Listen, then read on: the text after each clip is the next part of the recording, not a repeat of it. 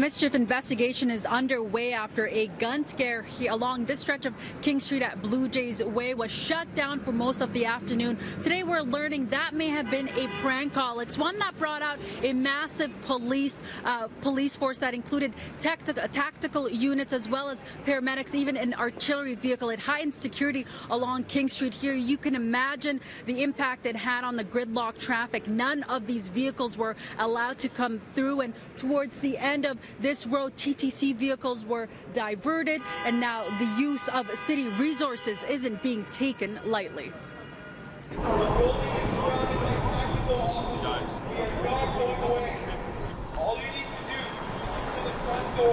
Toronto police make their way inside this building where they later discovered there was no gunman or any hostages. This is not a movie, this is actually dangerous. The lockdown lasted for more than 3 hours and brought out the Toronto Police Emergency Task Force, artillery vehicle, and Toronto paramedics. Road closures caused gridlock both ways and TTC diversions. Today, questions about who was behind this call and why. There isn't very much that I'm aware of that we know in regards to the source or the nature of this call, but it is certainly something that we need to look into. As you are aware, quite a few resources were used yesterday, and there were quite a few different services in attendance. It was a bit of a disruption, to say the least, in the area in terms of traffic and all of that. So for this reason, it's, we have to investigate further. Are police looking at this dispensary being a victim of this swatting call?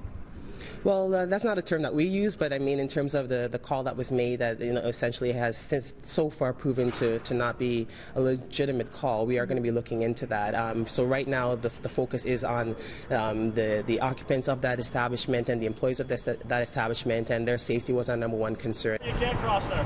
Businesses in the area were also impacted, with customers not allowed through the yellow tape for almost an entire afternoon. We were locked down for the remainder of when the cops were here, so we really didn't see any of the foot traffic that normally drives everything to the store. Do you know how much money you lost? It's tough to say, but I'd say probably in the range of about $500 on this side, and maybe we're looking at sometimes about $1,000 on the retail side that was affected as well, because the retail section that we have here, the entrance was all blocked off. Do you think the police response was appropriate? Yeah, of course. Like, anytime there's a gun situation, like everyone's, you don't want anyone to get hurt or be in danger.